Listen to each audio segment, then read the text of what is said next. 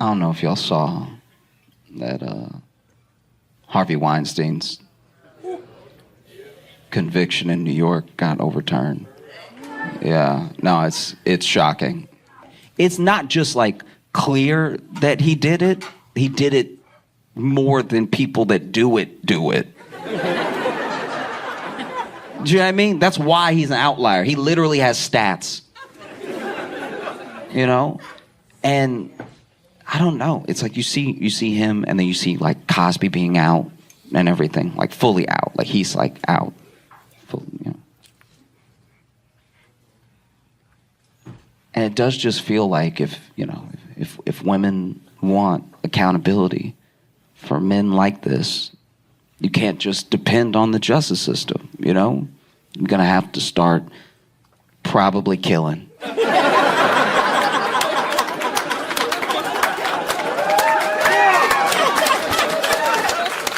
I really don't see any other way. Like, I'm like, I have a vested interest in you not killing. I'm a man. But still, I don't know. It just seems like there's no way around it. You know what I mean? Like, and honestly, if you did start killing, right? If you started killing a lot of the bad ones, then you could probably believe us when we say we're the good ones. Like, I'm alive. Isn't that proof?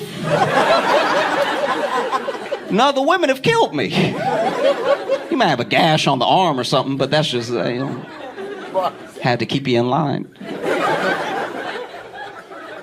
No. I think you probably gonna have to do it. I really don't see any other way. Because people talk about patriarchy and everything, and sure, I understand, but you also have to remember that, like, as men, we're not all friends. I'm also scared of dangerous men. You know what I mean? And it's because they kill. So then if y'all kill too, that's really the only way to equality. You know what I mean? Like, that's... in a sad but, like, poetic way, that's... Because even if y'all started killing indiscriminately, you couldn't do worse than men.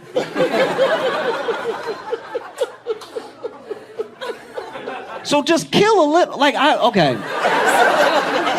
I feel like y'all aren't rolling with what I'm saying. And that's fine. That's fine. This is a new idea for me too. Okay? But I'm saying I thought about it a lot. You know? Like, if I had a daughter, I'd buy her a knife. Maybe a gun, but definitely a knife. Because a knife, you can think about it. You know what I mean? Guns are too easy to be like, oops. You know, much harder to miss with a knife. You meant to poke who you poked, you know? I don't know. Because I think that as I say this, it sounds crazy, obviously, and that's good because it means that you're all, like, productive members of society and stuff. But, like, but when you really think about it, that's the score, right? Like alpha things are usually just being the most dangerous person around. That's why when they tell you when you go to jail, find the biggest dude and punch him in the nose like a shark or whatever they say. But, like, that's why they say that, because it's like that fear instills a calm, and the calm is safety. You know, like dangerous men are also scared, which is why they puff out their chests and act dangerous to get people off of them. You know, but if women started killing, we'd all be a little bit. You know what I mean? Like, there'd still be catcalls. They'd just be quieter. Do you know what I mean? Be like, you pass by, but then they see that you brandish it, right? They see you pack it, and you packing low, like you got a sawed-off shotgun, just out in the open. They're like, that ass. That was him. That's... I don't know, baby. Because I hear these stories, and they're horrible. Like, I have friends tell me about how they've put keys in between their fingers at night as they're walking to their car, you know? And I'm like, yeah, but if you do my thing.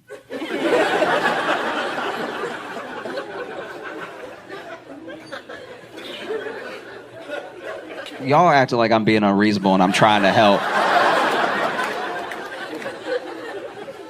I've read a lot of history books. I'm just telling you what's gonna work.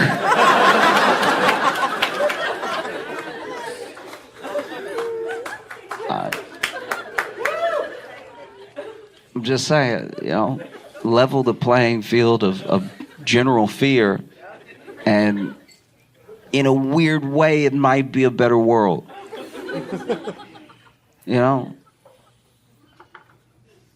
Maybe it could work, like if you do it for long enough, it changes whole attitudes of like an entire culture of everyone, because then they'll be like, yeah, she might kill, like who knows, she might be a crazy one that kills, But let's say the word is out that women kill now, and they kill as much as men, right? Now when you go in your boss's office and you close the door behind you and you ask for a raise,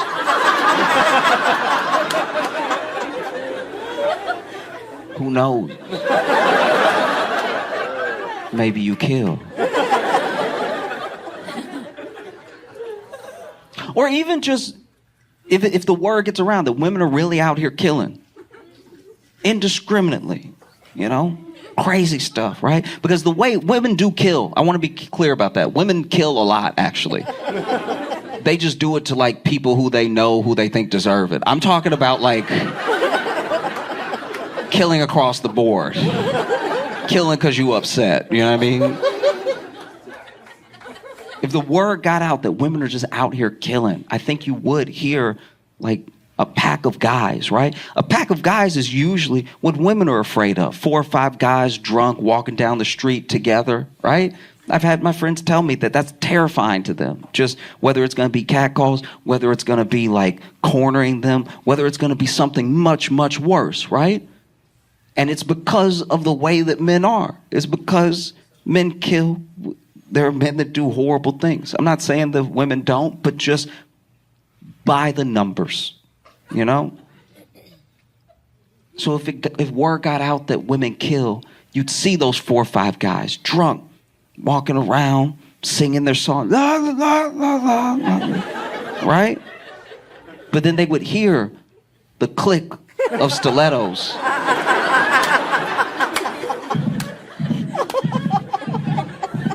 They look at each other like, bro, run!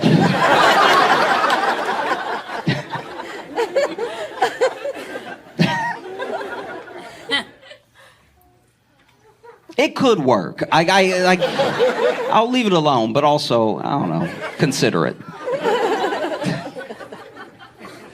I was stranded one time in Austin.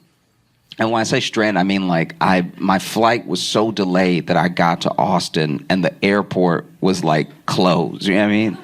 And I was so hungry, but obviously every other thing was closed. And Austin didn't have the boom that it had now, right?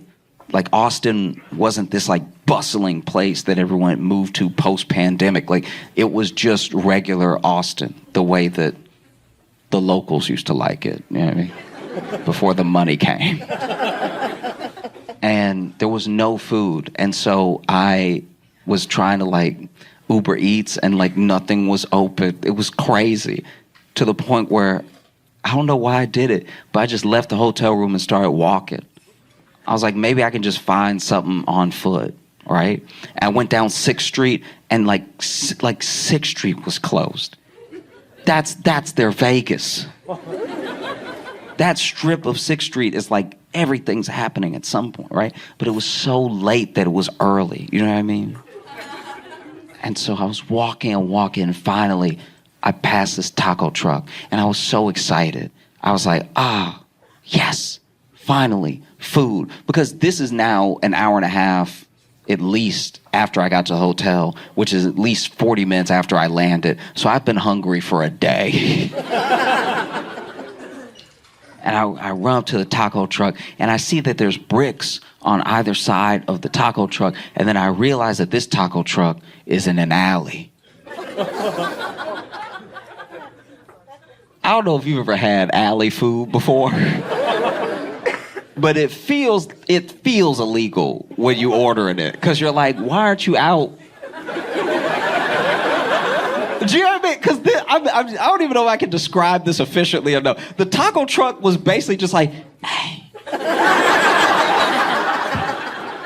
It wasn't even jutted out or anything. It's literally like in the alley, like, hey, we got tacos.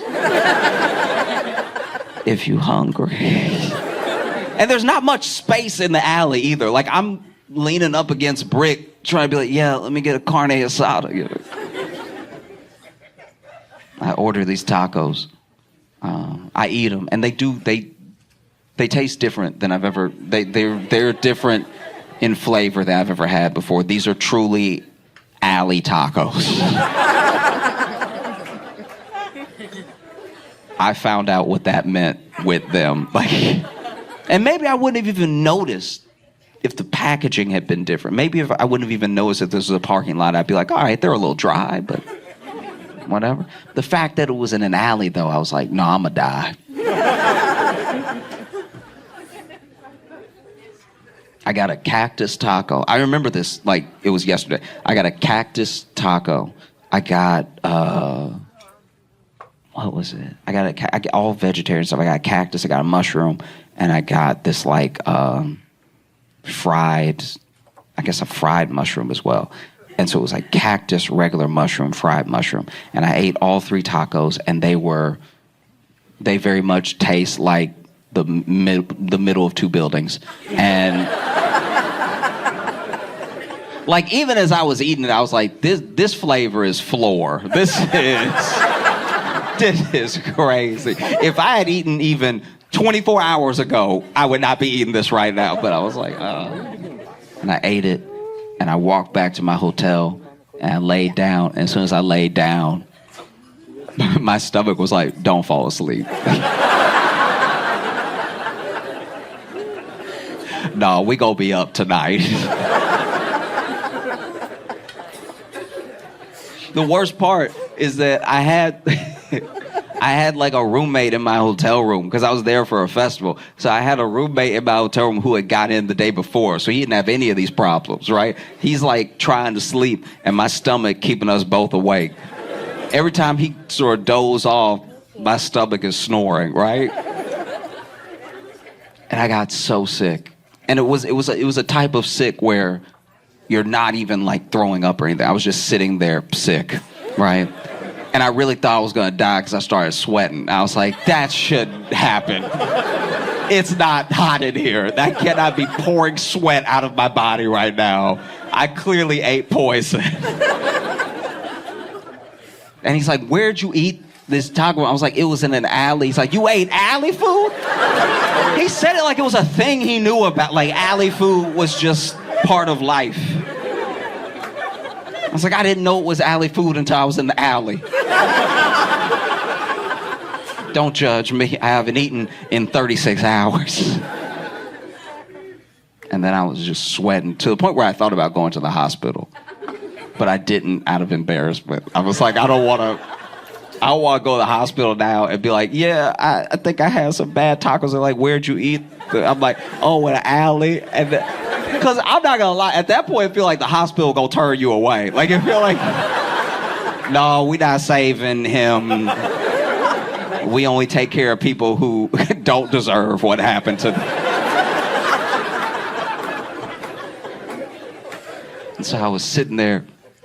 I was really, like, pouring sweat, feeling so sick, wishing I was gonna throw it. Like you almost pray for it. And I was just sitting there, and I turned to my buddy, who's very annoyed with me, because I'm not proud of it. But after a little while, like after the first hour of stomach rumbling, I did start moaning, and and both of us hated that. Like, my stomach was like, brr, and then I was like,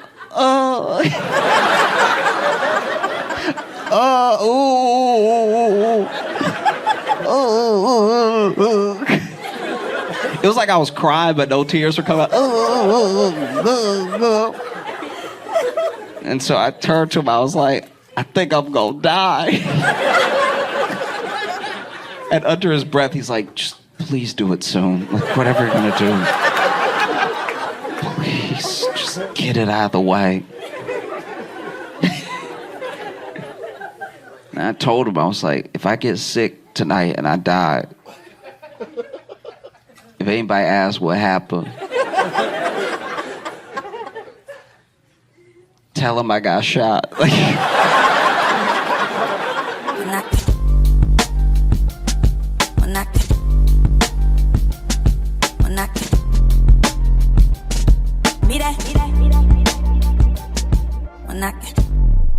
This coronavirus is it's changing the city, man. You notice? I saw a guy in Washington Square Park in a trench coat, and he was like, "Yo, I got Purell, I got zinc. Give you a face mask." It's like, didn't he used to sell coke? He's like, "Yeah, shit's changed around here." You know?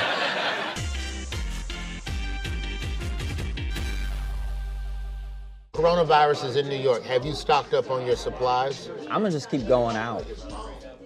What kind of fucking lunatic are you? I'm just saying, if 2 weeks of supplies, bro. Nah. 1 gallon of water per person per day for 14 days. Okay. Pound of food per person per day. Okay. For 14 days. Really? When people are dying in the streets, a gallon of water will be $42 a fucking gallon. You better get it right now while it's $3. It's me, my girl, our son. He's 3. Mm-hmm. 3 gallons of water per day times 14 days. I don't know the math, but I know I can't carry that much water from the grocery store to my home. It's 3 times 14. Whatever 3 times 14 is, 2 and the 1, is that 32 gallons? That doesn't feel right. It is crazy that I can't do it quickly. 14 times 3 is a tough one. 3 times 14. 14 is 28. Yeah, but then you add that other. And I watch football. 42. It's 42. 42 gallons of water. Yeah. That's too much water. And this is where the health officials start getting wrong. You need 6 days worth of water. Save your urine in the tub or the toilet. Don't flush the toilet. And for the next 6 days, drink your urine from the first 6 days of water. That's 12 days of fluids. All you need is 2 more days where you just don't drink. I'm insulted. You can live without water for 3 days. I hate that you've ever called me a lunatic, because this thing that you're talking about right now is insanity. The craziest thing You're you going to can drink do. your pee early. If you're in a disaster situation where you cannot leave your home, it is imperative that you save your urine. So you're telling me. Why the fuck would you flush your urine? You're telling me that in the first week of the 2 weeks, yes, you're going to start drinking pee. I didn't drink it. I said I was going to save it. I put it in the bottles that the water used to be in. This is the talk of someone that like gets the thing. This is the talk of someone that is prepared in case the shit goes south. I know you think you're prepared, but right now, it's all just pee talk. I can tell you ain't never been through no shit. Why are we shaking hands? Isn't that weird? Why are we still shaking hands like it's 1852? Like, you say hi and you shake hands. I already acknowledged that I saw you, you know? Why do we also have to shake hands? Like, if they don't fix coronavirus, like if we just live with it forever and then that's it, shaking hands will go away. Like the CDC already said, like, hey, you don't need to shake everybody's hand. I mean, like, it'll go away. And when it goes away, for our grandkids, like generations and generations past now, when our grandkids shake hands, that's gonna be like third base. You're gonna have people after dates like, girl, how was it? And she's like, girl, it was good. It was alright, and then like, girl, you know, it was towards the end of the day, we ate, and you know, we had a little wine and everything, and then like, we just shook hands in front of everybody. It was crazy in public. You know? It just felt right that her friend would be like, girl, please tell me you wore a glove. No glove. No glove. I didn't need a glove. It felt right, boo. It felt like the one, you know what I'm saying? Just shake, because I don't even know what happened. Just all of a sudden my hand was in his hand. And he's like, girl, no glove, you nasty. I know I'm nasty, though. Just no glove hands. You know what I mean? I don't eat nothing with a C these days. Corona. Why would they call it Corona? Wait, it's not, listen, it's not Coronas like the alcohol. It's How do you know coronavirus. it's spelled the same way? So there's a lot of things spelled the same way. That don't mean it's the same thing. Oh, you know what? Because they came out with a new HPV cream called Chloe. You know what? I can't stand you. You said you don't eat nothing with a C. That means you don't eat cock no more? No, it's called penis this month. Oh, now you change it for. Yeah. With the coronavirus, I want us to stop kissing. Anybody else on board? We gotta stop kissing people in the mouth. It's disgusting. It is absolute. Why do we kiss each other in the mouth? It's gross. I was having sex with this guy. He started kissing me. I was like, man, this is too much. This is like, I know your penis is tiny, but this is like, we're not there yet. Like, why are you kissing me in the mouth? This is disgusting. You guys think you kiss in the mouth all the time? It's gross. Think about it. You're just swapping saliva for no reason. You ever kiss somebody and they just too juicy in the mouth and you gotta go. It's like you took a motherfucking swig of that purple wine at church. Like, ooh, that's enough. A thimble of saliva in my mouth. Let me wash it around. Absolutely disgusting. I'm single if you didn't realize that. Are you guys germaphobes lately? Like, you know those long door handles? I don't touch the middle anymore. I touch way up top. But now every time I walk into a restaurant, it looks like I'm a stripper who's starting her dance. You know what's crazy about the coronavirus? I read that, like, the Corona beer sales are way down because of the coronavirus, just because the names are similar, which I think is weird. I remember when OJ killed his wife, we didn't stop drinking orange juice. Now, with the coronavirus coming out, What is it called? whatever it is, No, what is it called? What are you trying to say? how worried, like, do you have? No, dummy, it affects old people like you first. It's the people that are in the winter of their lives. I'm 44. You were 44. I'll bathe my unborn baby in the coronavirus. There's no way you're 40. I'm 44. You're not 44, but you put an S on everything. You called it coronavirus. The older black men get, the more S's they add on words.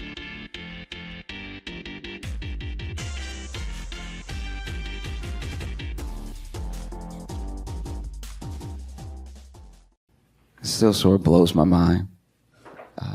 I can't believe it, if I'm being honest. I can't believe that they agreed to do it. Like, both of them agreed to. Like, Trump and Biden are going to debate.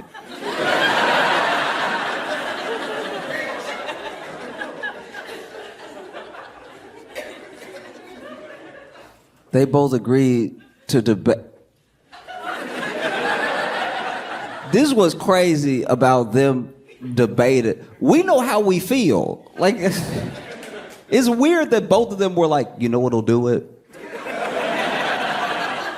You know what'll lock it up? If I talk one more time. That's what the people want, you know what I mean? They want to see me at the booth. That's what. No, it feels crazy. There will be, I can only tell you this. It's months away, I'm sure. But whenever it happens, the only loser will be us. We will.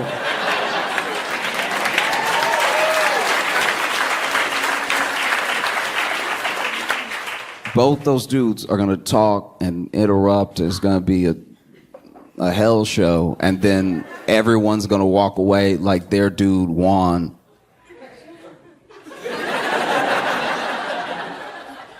And I do my best to be honest with you and be honest with myself. It does make me nervous, and I think everybody's nervous. I think all parties involved are nervous. You know, I'm nervous for Biden to debate because I'm nervous when Biden talks.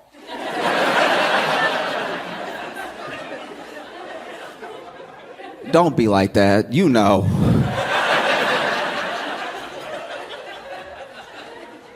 You know what I mean? Like, I think this is the best way I can relate it. Because Biden starts sentences ambitious. The way I relate to how Biden talks is when I first moved to Chicago, right? I didn't have much. And I moved, and I really wanted to clear my head because I was overwhelmed with the move, right? And I was like young, but I was still scared. I didn't feel like I knew enough people to really have like a support system or anything. And so I was like, you know what? I'm just gonna learn the area. I'm just gonna go for a walk, and without my phone. I don't want to be in my phone. I want to learn the neighborhood. I'm gonna go for a walk. I'm gonna clear my head. So then I left my phone at the apartment, and I just went for a walk, and it felt good. It felt genuinely great to just not have people texting me, not be getting notifications on my phone, not get distracted from anything by my phone, and just look at what a beautiful city I had just moved to. And the weather was nice. Y'all would have appreciated it. It was very sunny. All the white people were smiling at me. It was, you know, black people too, but just there's a certain, I don't know. And you know, after a while, you know, 10, 20 minutes, I don't know, I didn't have my phone. So I don't know how much time had passed, but I got to the point where I was like, all right, I'm feeling good, I feel better, let's go back. And I turned around and I was like, uh-oh. Because I just moved to a new city, and I knew my address, but I didn't know much else. I don't know how many lefts I took. Like, I was just sort of following the sunlight. I was letting them lead me, and then, you know, now I'm like, uh-oh. And so it took quite a while. It took a much longer walk than I anticipated for me to get back home, and that's what every sentence Biden says feels like. It feels like... Because you can see when he ready. When those first two words in, it's like when somebody try to run and they can't really run. Because it's like he start off hard, and then by the middle, you can see in his eyes, he's like, oh, where was I? And then by the end of the sentence, he's like, I think I stuck it. I think I...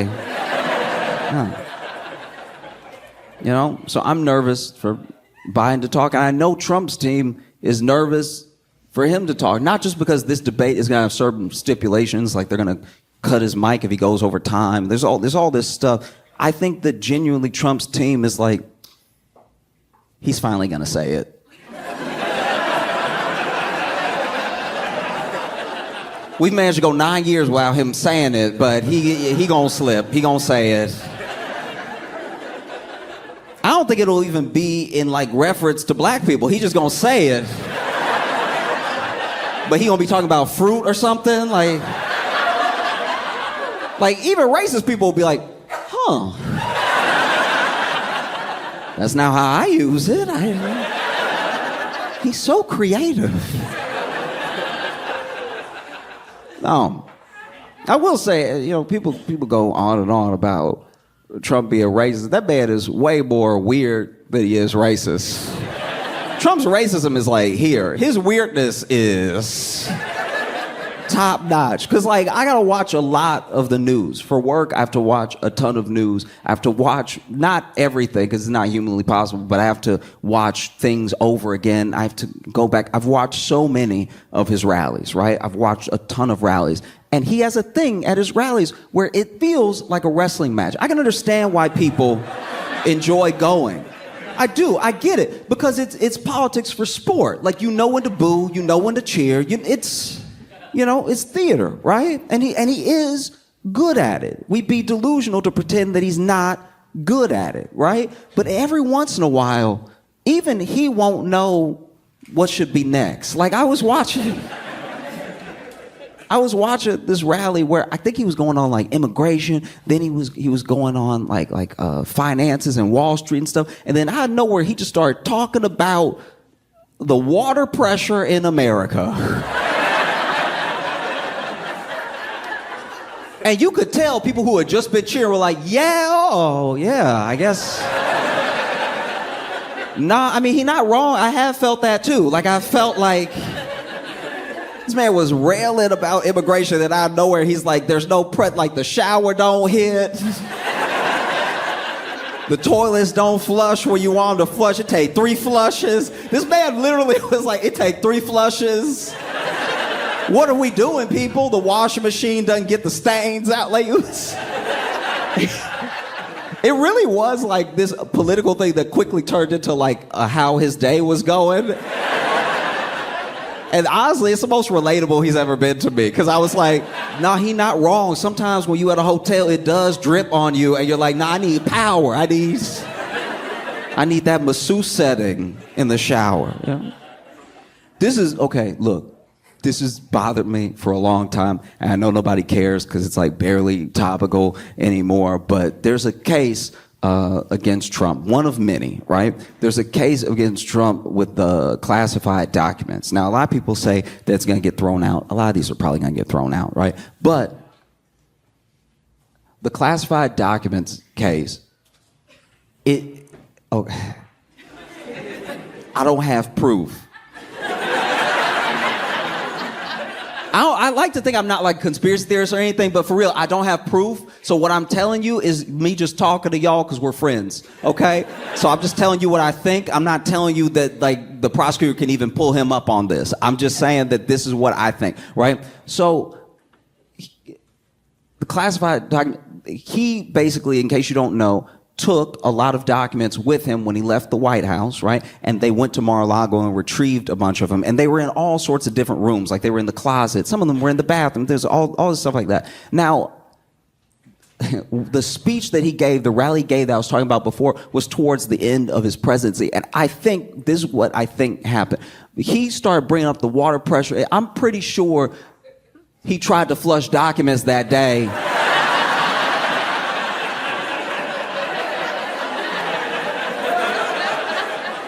Before the rally, like they were like, Mr. President, we have to go. Like we have to go. We're going to be late. And he's like,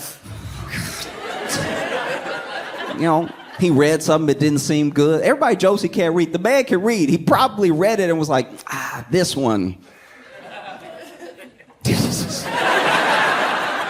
And then he flush it, and because it's printer paper, it doesn't go down like toilet tissue. So then after the third flush, it's not going down. He's like, this country is doomed. All right, this should have been gone down. And so then when they went to Mar-a-Lago and there were all the documents stocked up to the ceiling in the bathroom, people were like, why were there documents in the bathroom? I think that those were unflushed documents. I think that... I don't have any proof of what I'm saying. Take it all with a grain of salt. We're here to have fun.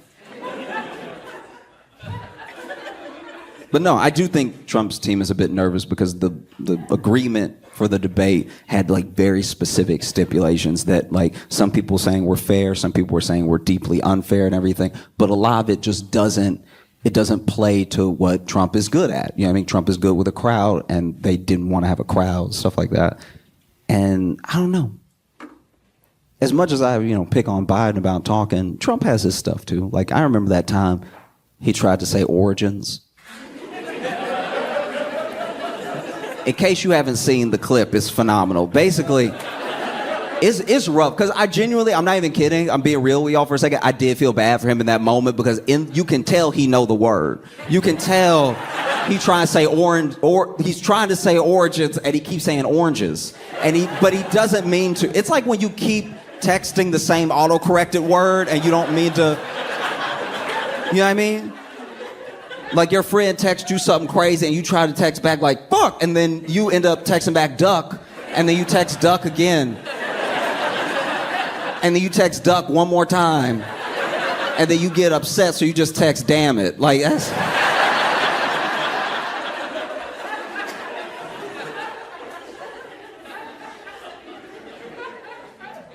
Because he knew the word. He really did. He was like, the oranges of it.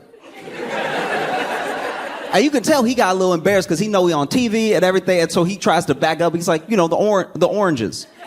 The oranges. It was like watching somebody with their phone, but in his mouth. He was like, and I was also like, he needed to tell his mouth to act right, because I can tell his brain knows the word, because he kept saying oranges. He's like, the oranges, the beginnings. Where it starts, the oranges, the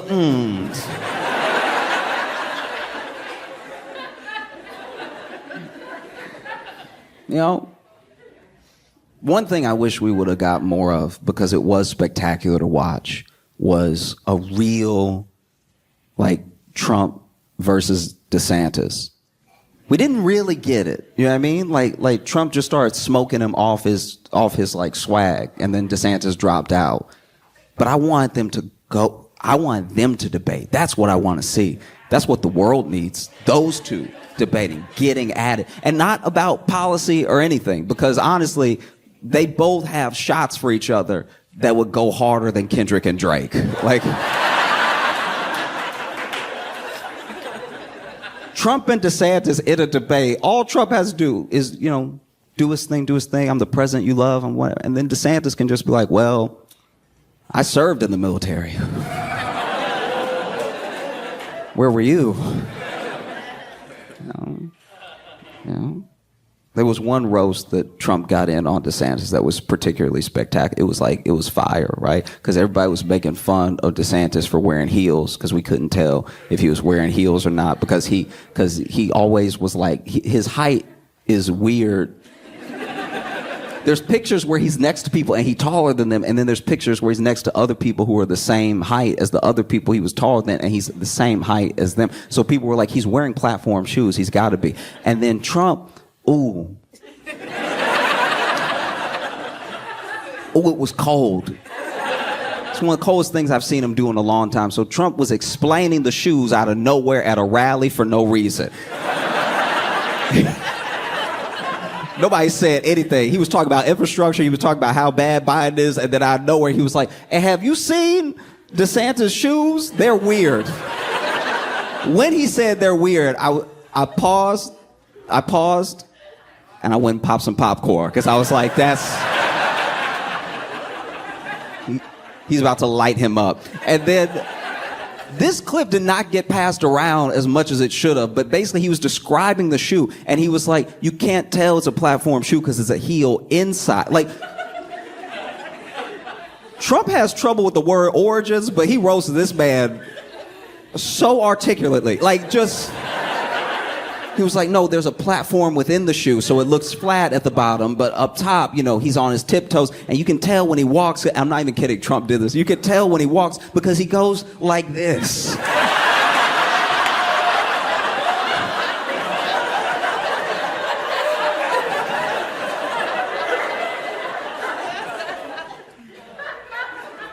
Wow. That's my main thing with the debate, too.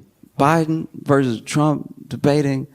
Again, we didn't get anything out of the last one that they did. You know what I mean? And I just think, okay,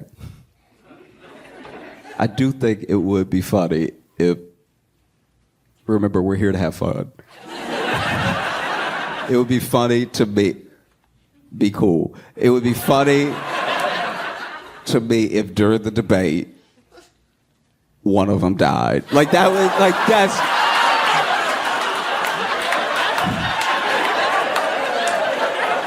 I see some of y'all, no. We're here to have fun. We're here to have fun. Don't do that. No. Cut it out. You know that is because these are very old men. They're both so old, they both used to be president. Like, yes. Do you know how old you have to be to used to be? The job you don't get until you're 70? That would be very funny if mid-debate one of them just tip and die. And then the other one's like, I rest my case.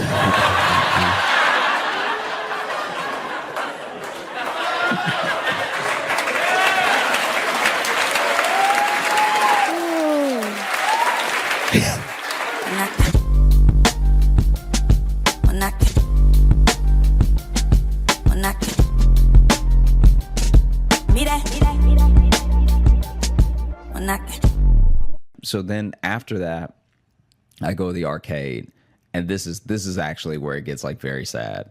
So there's a Dave and Buster's in this mall. There's another arcade, I think, with another name that's like brandish, but I don't remember what it is. And then there was just Jesters. Something like, it was like, it honestly, I couldn't tell you because I just kept passing it because I didn't want to go in that one.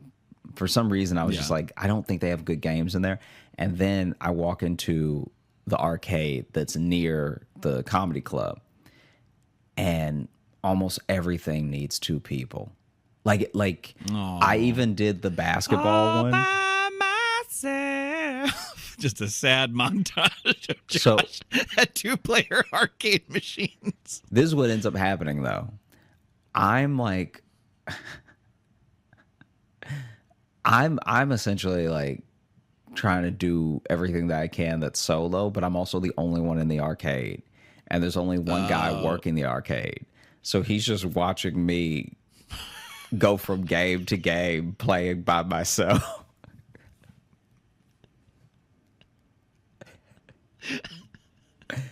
like I'm I walk in and I'm like, hey man, so how does it work? Like, do I pay you or what? And he's like, first go make some friends. yeah. First come back with people. So then I'm like, hey, how's it work? Do I pay you or what? And he's like, you can if you want, but there's a machine over there that just, it's a card that you load and stuff, and starts explaining to me. So it works just like Dave and Buster's. Yeah. Anyway, I'm like, I'm playing the basketball one where the rim just keeps like going forward and backwards. And I get in one. Like in the entire round, I get in one basket because like my aim just every time was off because I was trying to guess where the rim would go. And then every time I try to play again, it says waiting for more players, and it makes me wait for 30 seconds. Just to remind me that I'm by myself. Yeah.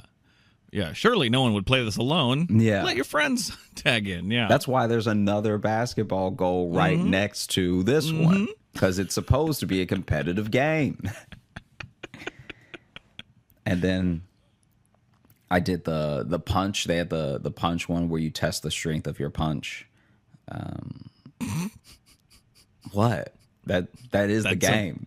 I wasn't laughing at your description. That is seeing just someone do that by themselves with no one around them. Yeah. It's just I probably like, look slow. Like here's a lonely, angry man who wanted to just punch something. It would be funny if that dude was filming me and he's just like incels day out. It's just me at the arcade. Just punching the knockout machine.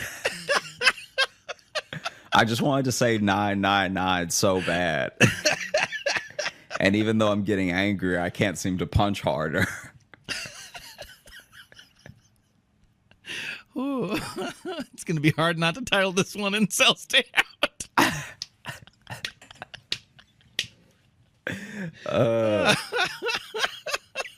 And so, my friends didn't show up. I'm like cranking it too. First of all, I play it. Admittedly, I play it too many times. Like I play it like I have a problem. This is my only outlet. Swipe. Oh! Yeah, like you just came from a court hearing. Gotta go work this out right now. Yeah, I'm furious that I won custody. Yeah.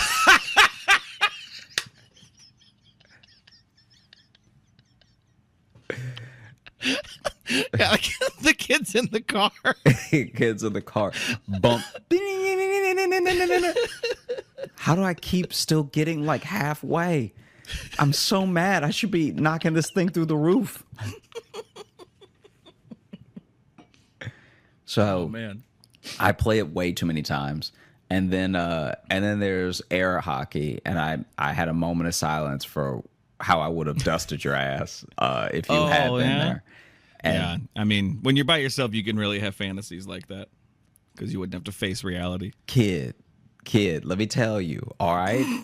I would have sunned you, okay? I would have beat you so bad that I would have had to buy you the baseball cap with the fan on top. All right?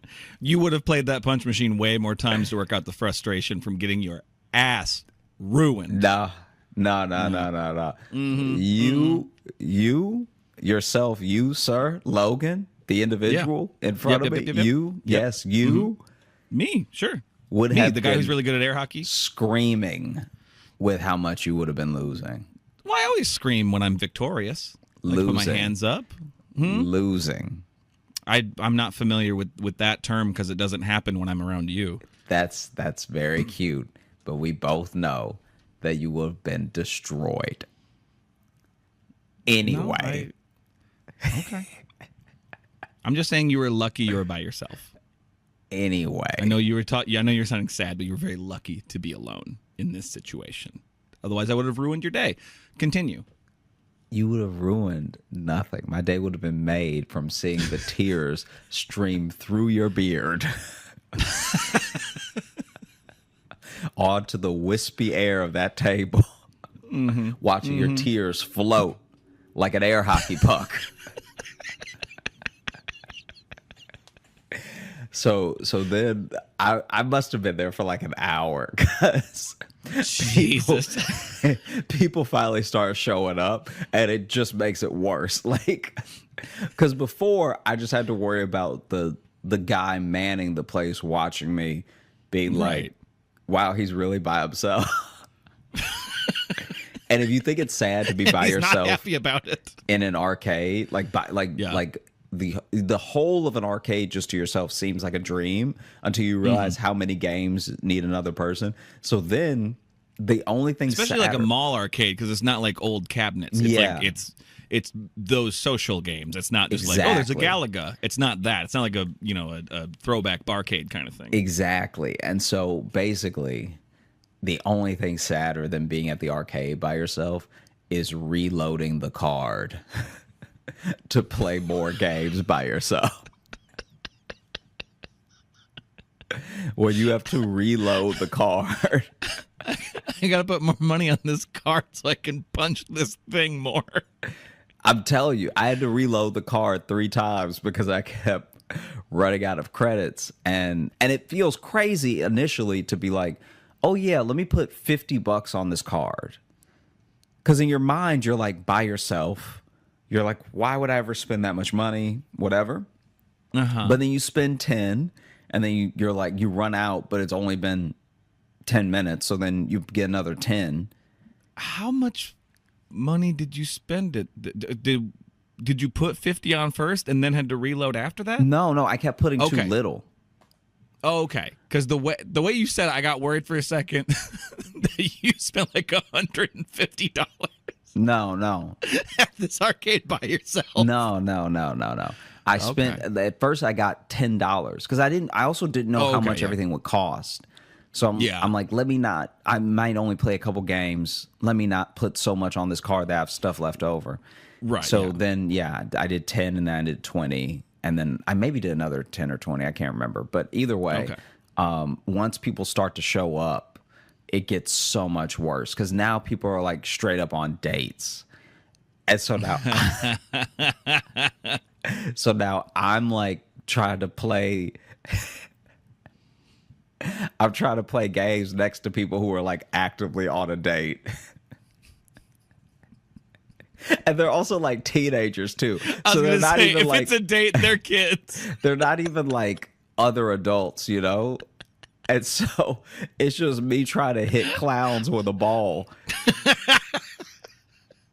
And then he's doing the ring toss and she's like, yeah, you can do it. And then anytime I even accidentally make eye contact with them, they both look down. Like I'm like actively trying to get away from them as quick as possible, but my game is still going and I've already swiped the card. So I'm like, oh, jeez.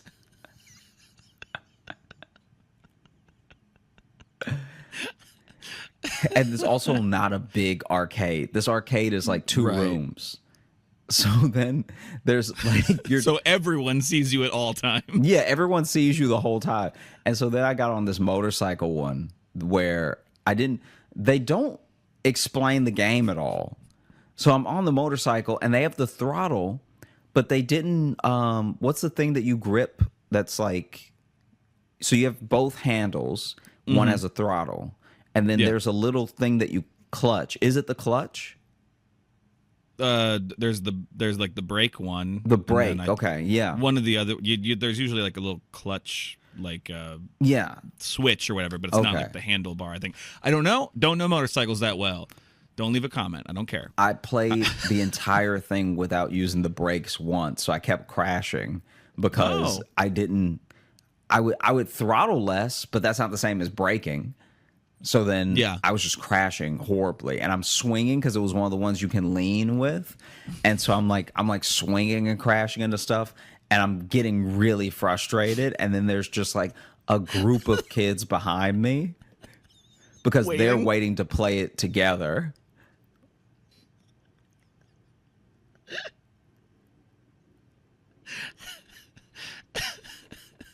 It's like it was horrible. It like you get off and go to the punch game again. Ah! Honestly, it was like so. Then I did play the punch game after that because I was like, at least this one you're supposed to like do alone and like no one can judge you and stuff. No, that second part's not true. That second part's not true of that game. And so then I played that one a few too many extra times with witnesses there, and Jesus, John. And then it was actually kind of funny because when I started playing this other game, remember when we went to the arcade? This would have been years ago, I guess. But there was that drop game where you drop the balls into the cups and you try to get all 50 balls into the 50 cups as they rotate. I don't know if I remember that game. Do you remember this? It's like you hit a button and the ball drops per time you hit the button. Oh, that's right. Yeah. Okay. So I'm playing that one. From that one, you can kind of still see the punching bag game. And this kid, I felt better about my experience playing it because even if I seem like a crazy person, this kid fully missed. I don't even know how he missed. But he he reared back to swing, and like in one of those viral videos, he just fully misses. Nice. And then hits it with his head, so it barely goes up. Like it he got like a 7. Yeah. And I was like, okay, I'm not the only one who's awkward here. That's nice. You know? I mean, he's got the excuse of being a teenager, but whatever.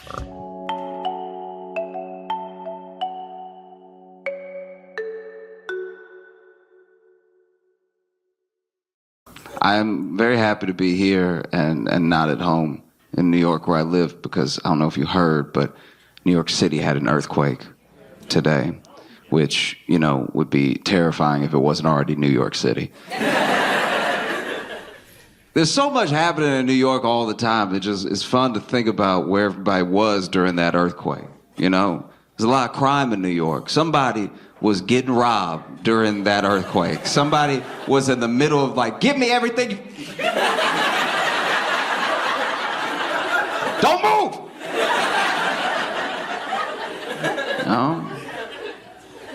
Some people were in their apartment.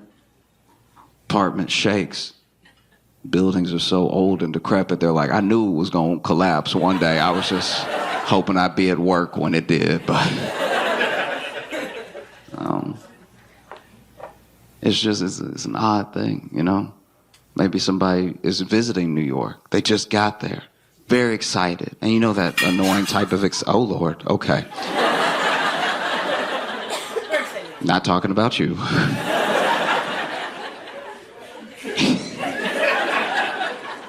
It just sounded like so much stuff. Like that, it's clearly more than one plate.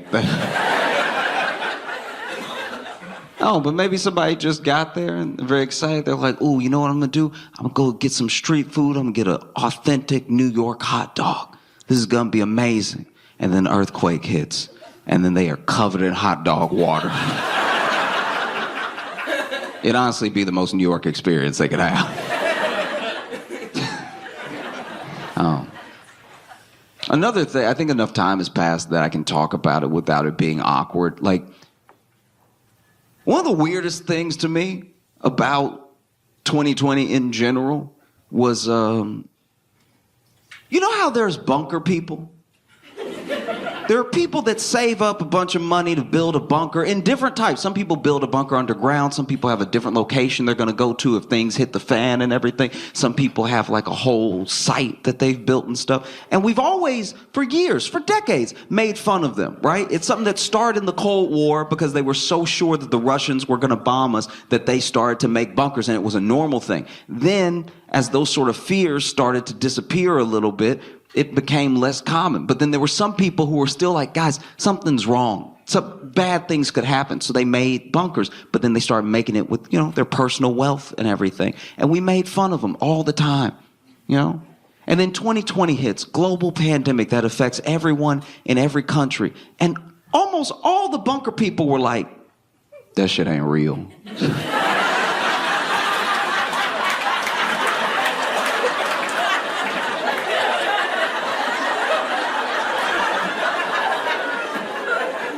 But you built in case the whole world. Can I go in the bunker?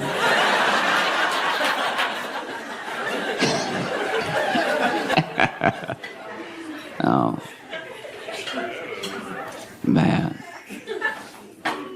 I've been thinking a lot about just the general power of marketing, of ads and everything. And I don't know about y'all, but I always feel like I'm smarter than ads. Like, I always feel like, that's ad. I can see it. That's product placement. You can't fool me. You're not going to get me. That's an ad. And I always feel like I'm better than advertising, like I'm above it all. But I do have a bunch of stuff that I don't use, that I don't really remember why I got it.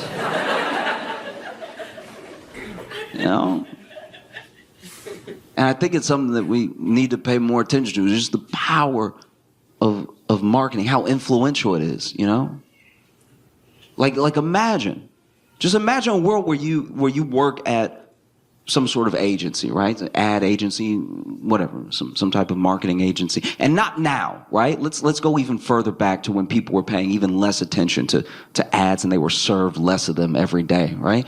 Let's say, 70s, 80s maybe, and you're working at this agency. And you go in one day to work, just any regular day. And let's say you're like co-VP or something like that. You're high up there, right? And then you get into the building and everybody crying. You don't know why. People are walking out with those, those cardboard boxes specifically for when you're fired. Everybody out there shaking, walking about,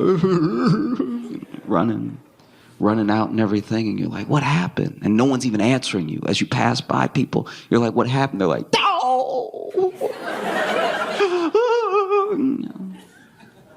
And then you get to your office. Maybe you share an office with somebody. And so you look at your partner and you're like, hey, what's everybody so upset about? What happened? Right? And then he's devastated. He's like, oh, it's horrible. One of our biggest accounts, top accounts, right?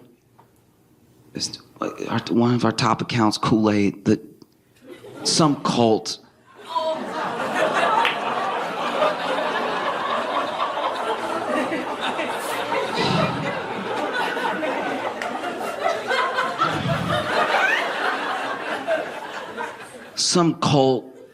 grabbed some Kool-Aid and they put a bunch of cyanide in it. They did like a mass thing. I don't know, the client is freaking out, People may never buy the product again. We don't know what to do. This could be the end for us, because if they close, we close, right? And then you, being the brilliant marketing agent that you are, you stand there in the moment that this is happening. The day that the news has reached your office and you're like, you know what? Screw it. Let's lean into it. They drank the Kool-Aid. It's just that good.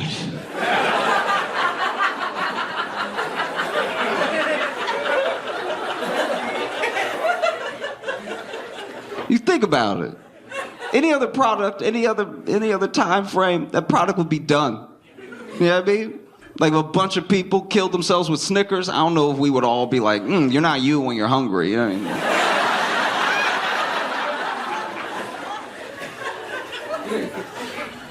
That's the power to this day. Even after a tragedy like that, to this day, people be at the barbecue like, pass me some of that red. That's some good stuff, you know? And the thing about it is that on its own, it's not bad, right? On its own, you're just trying to sell something. You're just trying to make a buck. And maybe it's something that people will like. In an ideal world, all the marketing leads the people to what they want anyway, right? But it doesn't always work that way because we found that the easiest way to make money is to make people feel like they don't have something, to make them feel less. So then if I'm less, maybe this thing will make me more and it'll make me enough, right? Because if we never feel like we're enough, then we always need a little something else, right? And that's how they make money. If you were always content all the time, no one would be able to sell anything to you, you know? And so on its face, it's not bad what they're doing. But when they're all doing it at the same time, and it's most of what you see, when it's ads all the time being like, you're not this, you could be this, you could be better, right? It just starts to make you feel terrible. It starts to make you feel like you don't matter at all. And I hope one takeaway that you have from the show, not just laughing, I hope that you walk away from the show feeling like you matter as a person, right? Because you do. It's very important that you feel like you matter, that you have influence, because you do, right? A world where you think you don't matter terrifies me, because it means that all of the little pieces, all the interactions that you're supposed to be having with other people are going to be missed out on because you think you don't matter, right? Like we all sometimes feel like a little cog, like a little bolt just in a big piece of machinery, right? Because the bigger picture is bigger than all of us. But you are so important. Even if you feel like you're that little bolt, you're very important. It's not the same without you. I hope you understand that. You're as important as every bolt on the door of a Boeing plane.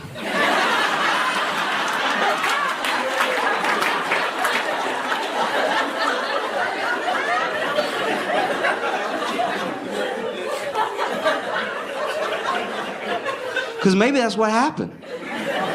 Maybe that's what happened. Maybe at the factory when they were building the plane, you know, they didn't screw the bolt down all the way, so then the little bolt's like, do I even matter? If they don't care, why should I care? Then mid-flight, it's like, I give up. I don't care. And then the door flies open, you're like, oh! What the hell? Because you're the window seat. Oh. And now you got the CEO of Boeing, David Calhoun. It's important to say their names. No, it is. They always just get to move like these faceless people that don't do anything and then get to enjoy them. It's like, no, his name is David Calhoun, and we should all know it and say it and hopefully find him.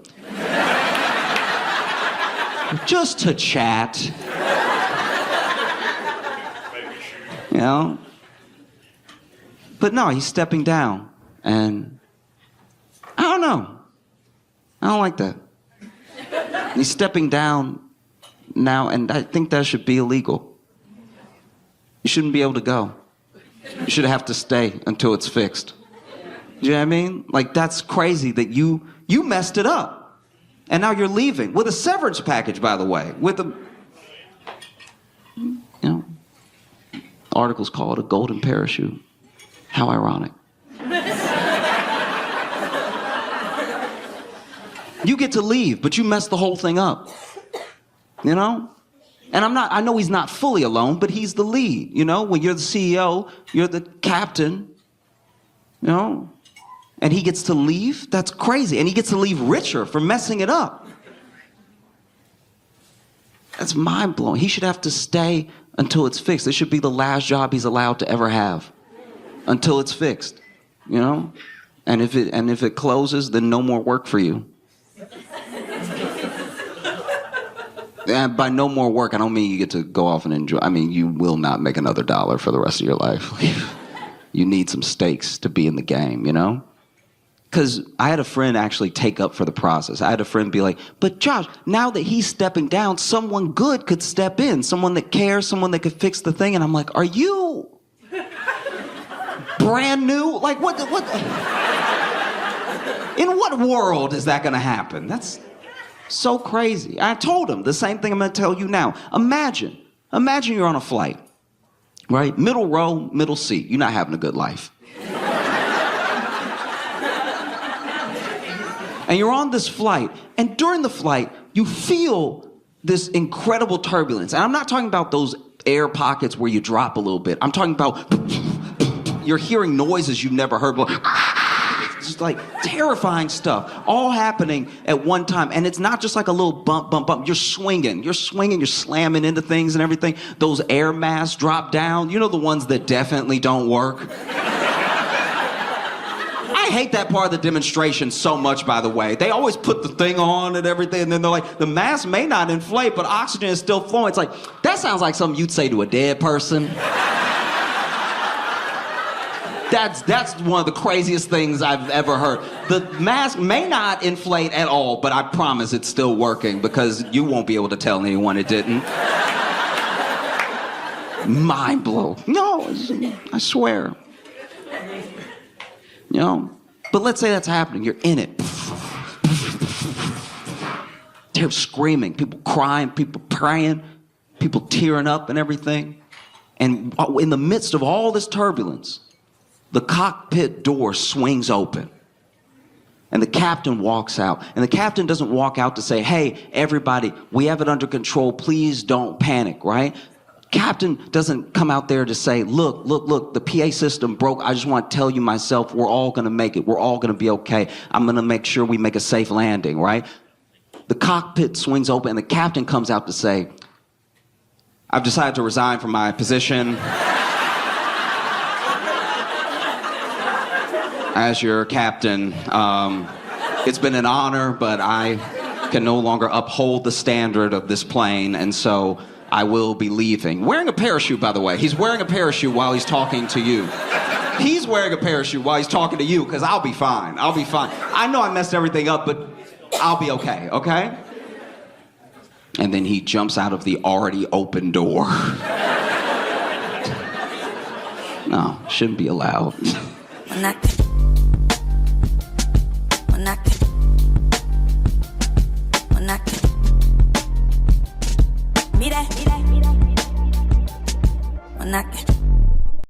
I'll tell you what, though, I've been listening to some of Beyonce's album, the new album, the country one, and everyone has what feels like a lot of feelings. Like, some people are like, this isn't country. Some people are like, what a beautiful country album, you know. So.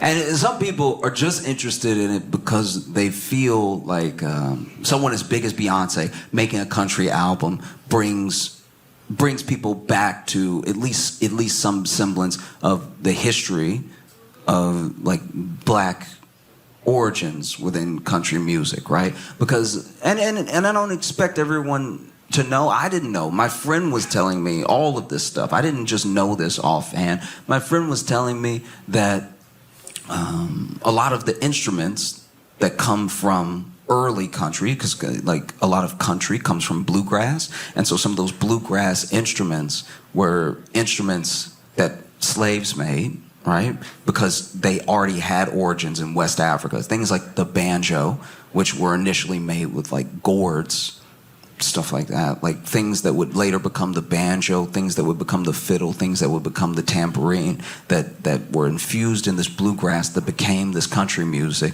Also, while a lot of the chanting from spirituals ended up as like choral elements and lyrics in some early country songs, and I thought that was so interesting. It's like weirdly buried because everything has to be such a binary for us. This is either black music or white music or anything, and I think people's contributions sometimes get diminished because of that. And then some people were talking about how it's important for Beyonce to make a country album because it is an overshadowing experience of a black person doing country that opens door for more black people who are already doing country, right? and that there's been some resistance to that, which a part of me does kind of get. Like if you're in country and you see Beyonce coming, wouldn't you be like, we have to stop this? This can't, come on. Don't, please. You know what I mean? Something seems like super, super white, and then a black person comes, and they're like very talented in it, you know? You let Tiger play a little bit of golf. And not only did he win all the titles, he banged all of your women.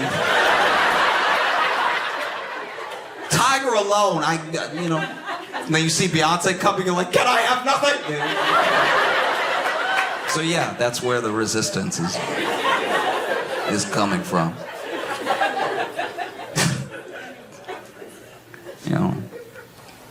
But that's why I find so fascinating about the origins of a lot of music in America. So much of that music comes originally in some aspect from slavery, whether it's like blues, country, there are rock elements, there are jazz elements. It's amazing that this horrific thing, this really horrible thing, what the people that it happened to turned it into, is some of the most beautiful things that we have.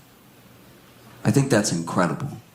I really do. I actually think about it a lot, because I don't think that everyone would be able to do that. Like, what if the roles were reversed?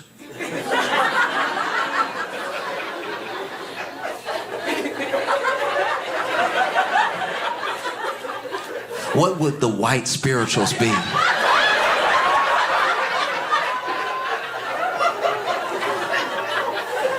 Because we can't take this lightly. We cannot take this lightly. I know I've used the word already in the set, but slavery was an abomination of humanity. No person should ever be able to treat another person this way. And out of all of these horrors came some of the most beautiful things that we've ever heard. Even if just down connecting the lines, connecting the dots to a person that's alive now. They have this music because this thing happened and someone made something beautiful out of it. But what if it was reversed? What if there were whites in the fields tilling the earth under the hot sun, which is not kind to white backs. And as they are tilling this earth, they're trying to find something in all of this devastating trauma to exhale their hurt in as beautiful way as possible, to build community among themselves. And they're tilling the earth as hard as they can, right? And then in the distance you hear, just a small town girl.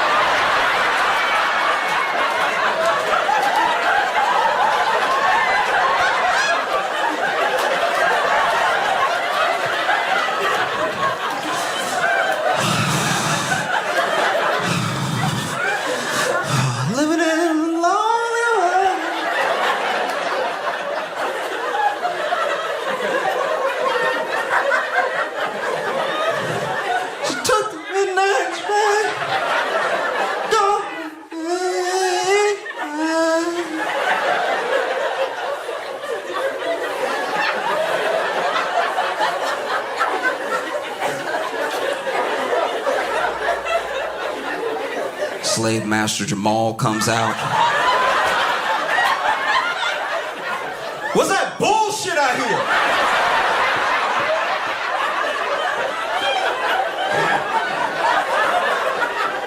Yo, everybody get back to work, for real. Ain't nobody playing with y'all.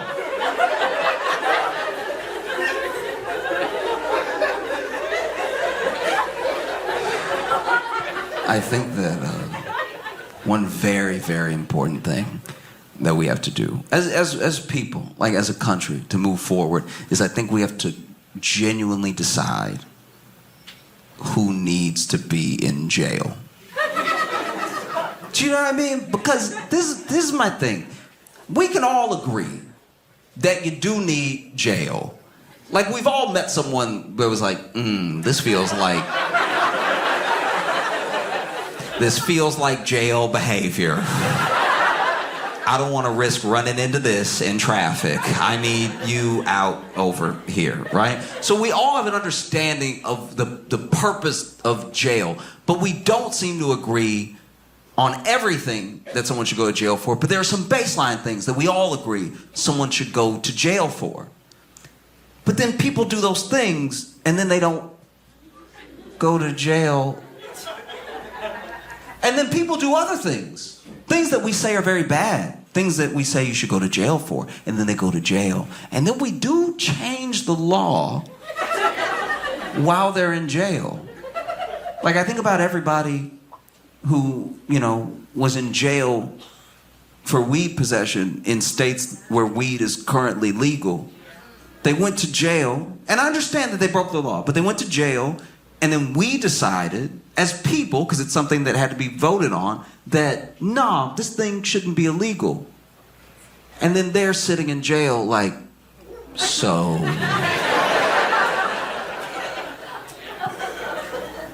What about me? Oh, no? Okay, I'll stay. Wow. Like, I had a friend who went to jail for, weed possession, right? And he did have a lot. He had quite a bit on him. He had, I'll call it an entrepreneurial amount.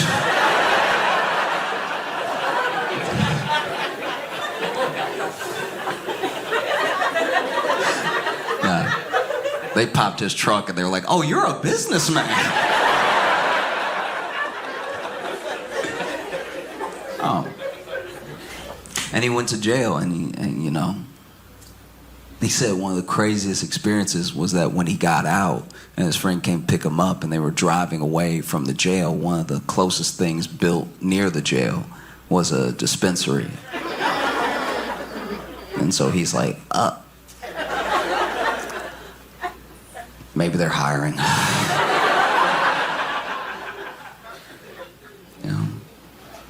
Because we all know people, in theory, who should be in jail and aren't. You know what I mean? We've all worked with somebody who we know is crazy. Somebody who is like, if anybody gonna shoot up the job, it's gonna be him. And we all know, people in different departments are like, have you met him? Stay away. Don't make eye contact. He crazy, right? Then you go home, you watching Hulu documentaries about true crime and stuff, and then you watching a documentary like, that's everything Kevin do. I guess we just have to wait for him to do something jail-worthy, but all the general habits he does have. I had my own experience. I was at a diner, and I was eating, truly minding my own business, and then there was this guy sitting across from me, and the guy sitting across from me got his meal, and he had soup, and I want to be clear, he had a spoon. That's very important.